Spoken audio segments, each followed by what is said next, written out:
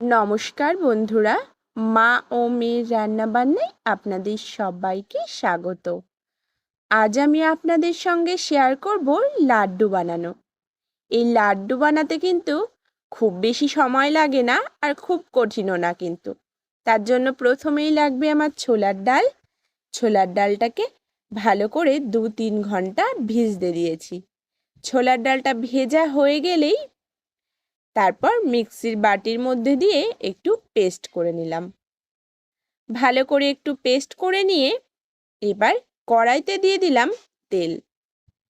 এই তেলের মধ্যে এই পেস্টটাকে দিয়ে এবার ভেজে নেব বড়ার আকারে দিয়ে।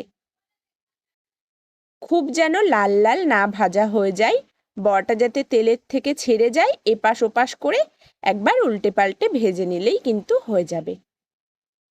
এরই মাঝে বলে রাখি, আপনি যদি আমার চ্যানেলে নতুন বন্ধু হয়ে থাকেন তাহলে চ্যানেলটি সাবস্ক্রাইব করে পাশে থাকার অনুরোধ রইল।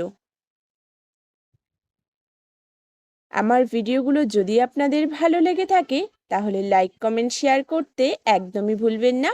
ভিডিওর পাশে বেল আইকন রয়েছে, সেটা প্রেস করে রাখবেন, তাহলে যখনই আমি নতুন কোনো রেসিপি শেয়ার করব সবার প্রথমে কিন্তু নোটিফিকেশান আপনার কাছে পৌঁছে যাবে। এবার বড়াগুলোকে একটু ভেঙে ঠান্ডা হতে দিয়েছি। বড়াগুলো যেই ঠান্ডা হয়ে গেছে তখনই কিন্তু আবারও মিক্সির বাটির মধ্যে দিয়ে একটা পেস্ট করে নেব, একটু আর কি গুঁড়ো গুঁড়ো করে নেব। আর একটু গুঁড়ো গুঁড়ো করে নিলে তবেই কিন্তু লাড্ডুটা বানাতে বেশ সুবিধা হবে। ওদিকে মিক্সির পেস্টটা করে নিচ্ছি আর এদিকে কড়াইয়ে দিয়ে দিয়েছি 1 গ্লাস জল। 1 গ্লাস জল দিয়ে জলটা ফোটার পর দিয়ে দিলাম চিনি। চিনিটা দিয়ে গলিয়ে নেব ভালো করে। যতক্ষণ পর্যন্ত চিনিটা না গলছে ততক্ষণ ওয়েট করতে হবে। আর এর মধ্যে আমি দিয়ে দিলাম একটু কেশর আর 2টো এলাচ ফাটিয়ে। চাইলে আপনারা এলাচটা গুঁড়োও করে দিতে পারেন, আমি এখানে এলাচটা ফাটিয়েই দিয়েছি।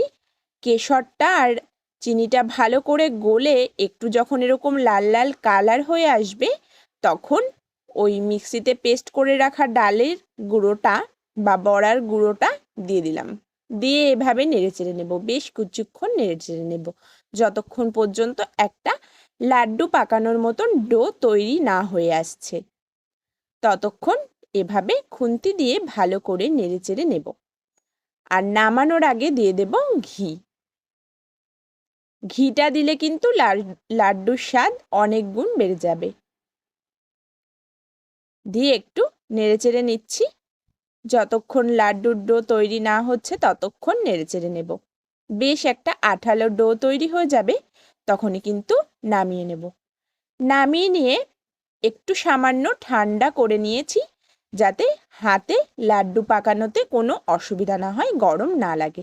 এভাবে একে একে সমস্ত লাড্ডুগুলোকে আমি বানিয়ে নিচ্ছি।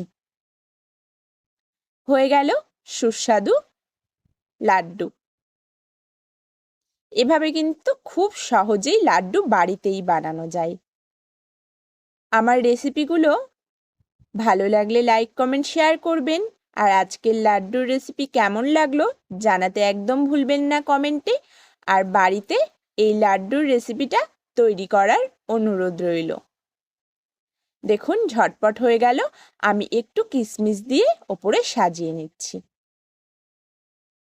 দেখুন কত সুন্দর কতগুলো লাড্ডু হয়ে গেল। আজ এই পর্যন্ত, দেখা হচ্ছে অন্য কোনো রেসিপিতে। ততক্ষণের জন্য সবাই ভালো থাকবেন, সুস্থ থাকবেন। ধন্যবাদ।